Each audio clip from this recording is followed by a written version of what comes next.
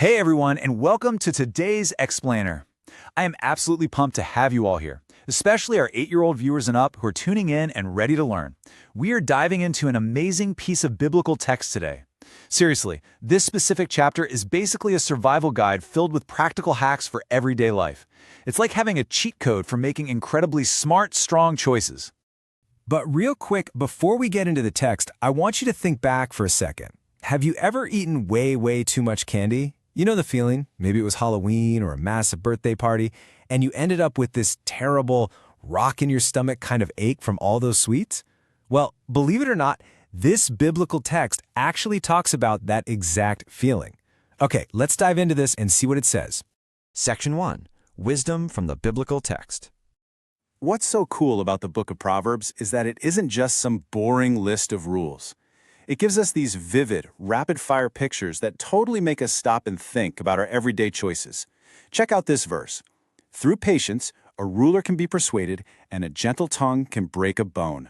Wait, a gentle tongue breaking a bone? That is such a wild metaphor.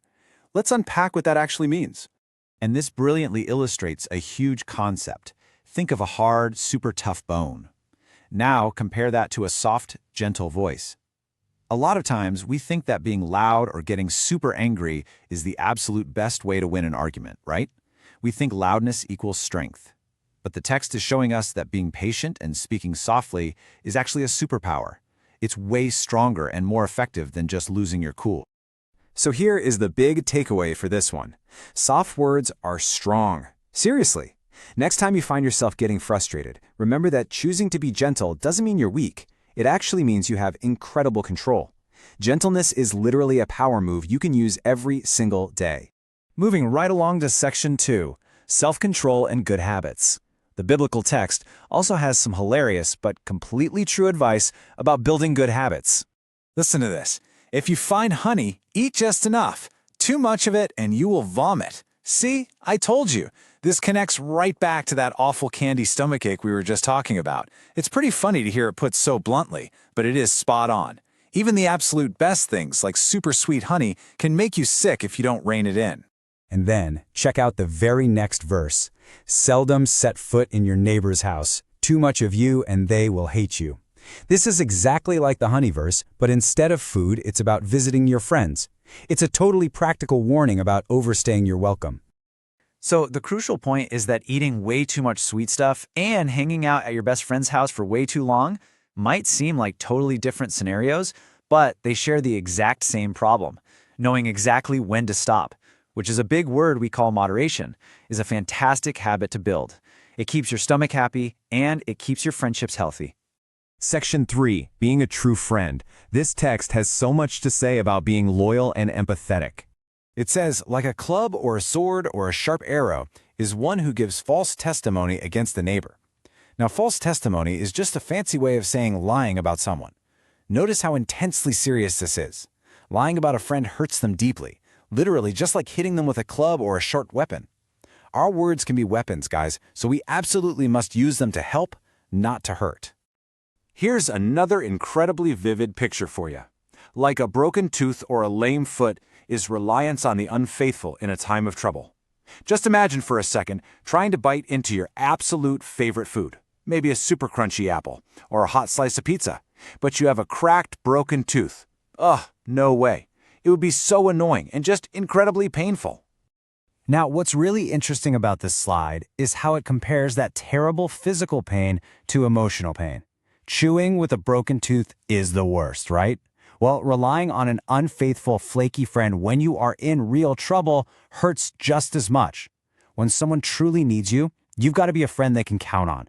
Don't be a broken tooth. And what about when our friends are feeling down? The text says, like one who takes away a garment on a cold day. Or like vinegar poured on a wound is one who sings songs to a heavy heart. Stealing someone's warm jacket on a freezing day or pouring vinegar straight into a fresh cut? Wow.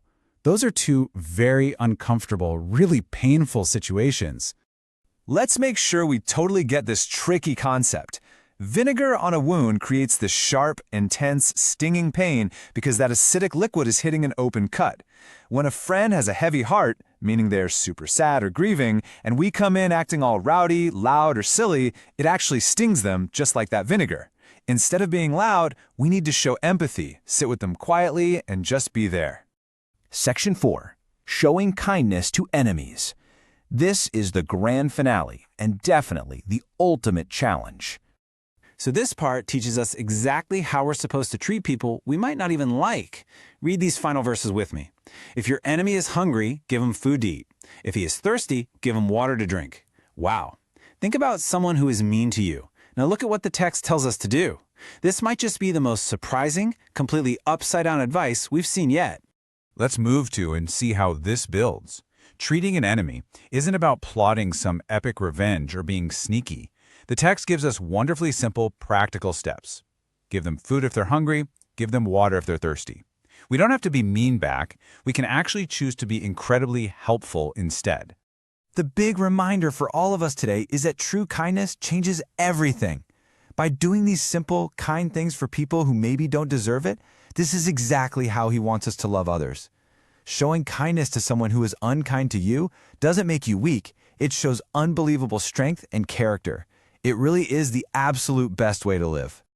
So, as we wrap up this explainer, I want to leave you with one big empowering question.